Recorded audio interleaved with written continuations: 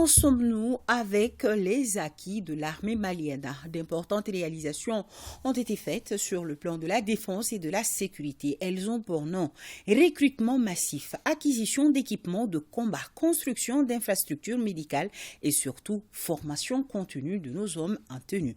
Avec Abdoulaye Sako, rétrospective sur les 2 ans d'acquis de l'armée malienne. Afin d'éviter au pays de sombrer, nous, forces patriotiques regroupées au sein du Comité national pour le salut du peuple, CNSP, avons décidé de prendre nos responsabilités devant le peuple et devant l'histoire, d'assurer la continuité de l'État et des services publics. Mardi 18 août 2020, l'armée malienne répond ainsi à l'aspiration d'un peuple blessé dans sa chair qui avait soif de sécurité. Il voulait voir enfin son outil de défense assurer pleinement sa mission régalienne. 2 ans plus tard, quel est le bilan? Aujourd'hui, nous nous retrouvons avec une armée plus motivée, une armée plus confiante, une armée plus engagée, une armée consciente de ses missions et une armée qui est prête à laisser un héritage remarquable au peuple malien. Depuis un certain temps, les forces de défense et de sécurité montent en puissance. Nous sommes en train de gagner des succès, nous sommes en train de gagner plusieurs combats. Mais la perception de sécurité, elle peut beaucoup plus venir de la population. Parce qu'aujourd'hui, notre baromètre, c'est la population. Justement, adressons-nous à ce même baromètre qui est le peuple pour savoir si les fruits ont-ils tenu la promesse des fleurs. Dans ces 2 ans, je pense que notre armée a fait du bon boulot. On est fiers de notre armée. On peut dire que l'armée c'est costaud. Matériellement c'est bon. Je suis fier de mon armée. Ces résultats sont le fruit d'un travail d'ensemble. Au chapitre des recrutements et formations, les autorités de la transition ne lésinent pas sur les moyens. En moins de 2 ans, au niveau de la police et de la protection civile, nous avions recruté 7645 sous-officiers. 3395 ont déjà été formés et déployés. Et à la date d'aujourd'hui, il y a 4250 en cours de formation dans les différents centres de formation de l'armée. Nous avions également formé 151 commissaires de police, 280 officiers de police et 155 officiers de la protection civile. Pour vous dire jusqu'à quel point notre politique en la matière de recrutement est très active sous l'impulsion et le leadership du chef suprême des armées. Depuis que nous sommes là, 2 ans déjà, 3 grands recrutements qui ont été faits dans le cadre du recrutement normal et du recrutement spécial. Le recrutement spécial, il s'agit des opportunités qui ont été offertes aux Maliens, aux jeunes Maliens détenteurs d'armes et qui voulaient dignement et honnêtement servir les pays.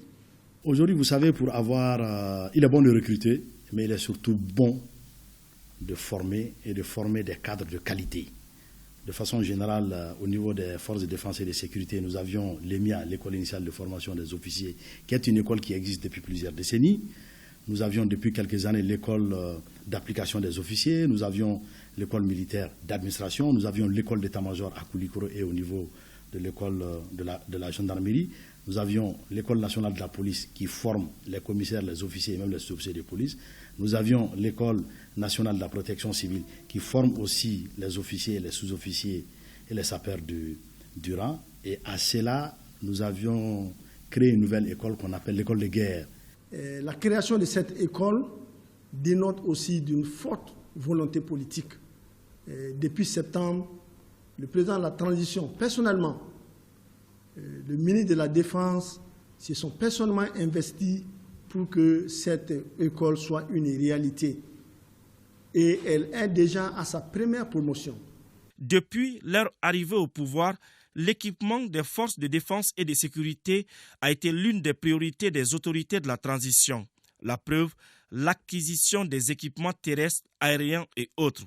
En 2 ans, nous avions généré beaucoup de moyens roulants, les véhicules de tout type, les aéronefs, les drones, l'armement de tout calibre, les munitions, les équipements de protection du combattant, ce qu'on appelle les casques et les gilets, et ensuite aussi les équipements spécifiques d'acquisition du renseignement. Aujourd'hui, ces équipements nous permettent d'avoir le renseignement, le bon renseignement sur le mouvement de l'ennemi, leur volume, leur nature, leur attitude et en temps réel. Et ça nous permet d'anticiper sur certains axes qui peuvent être posés. Le Mali a acquis en moins de 2 ans ce qu'on n'a pas acquis pendant ces 30 dernières années en termes d'équipement militaire. Pour faire face aux différents défis, de vastes chantiers ont été engagés en termes d'infrastructures. Il y a un vaste programme de réalisation d'infrastructures en cours. Donc en plus des rénovations qui se font, il y a beaucoup de construction également, des structures, parce qu'aujourd'hui, il y a la priorité, mais il y a aussi les urgences. Donc il fallait procéder à beaucoup de rénovations dans certaines de nos casernes, mais aussi à la construction de certaines infrastructures qui étaient utiles. Le président de la transition, chef suprême des armées, a procédé le 22 septembre passé au lancement d'un programme ambitieux de construction, de réalisation de 4000 logements au profit des forces de défense et de sécurité. Nous avions aussi l'hôpital militaire, où le chantier se poursuit très bien. Cette montée en puissance des forces de défense et de sécurité n'aurait pas été possible sans l'accompagnement du peuple. Un renforcement de cet accompagnement est sollicité par la hiérarchie militaire. Moi, je voudrais toujours demander le soutien de la population qui est déjà en cours. La collaboration de la population est vraiment remarquable. Et aujourd'hui, je peux vous dire, il y a beaucoup de personnes qui ont été interpellées grâce aux informations qui ont été données par la population. Le message que j'ai pour la population, c'est d'abord de demander à la population de continuer à soutenir et accompagner les forces de défense et de sécurité dans leur mission régalienne de défense opérationnelle du territoire, de la lutte contre le terrorisme, de la protection des personnes, de leurs biens. Et c'est avec cet accompagnement que nous pouvons avancer. Le défi est ainsi lancé, car avant la fin de la transition, les autorités comptent faire vibrer davantage le cœur des Maliens de confiance en leurs forces de défense et de sécurité. Nous avons comme objectif de refonder une armée malienne professionnelle, bien équipée, bien entraînée, dotée d'un bon moral, proche du peuple dont elle est issue.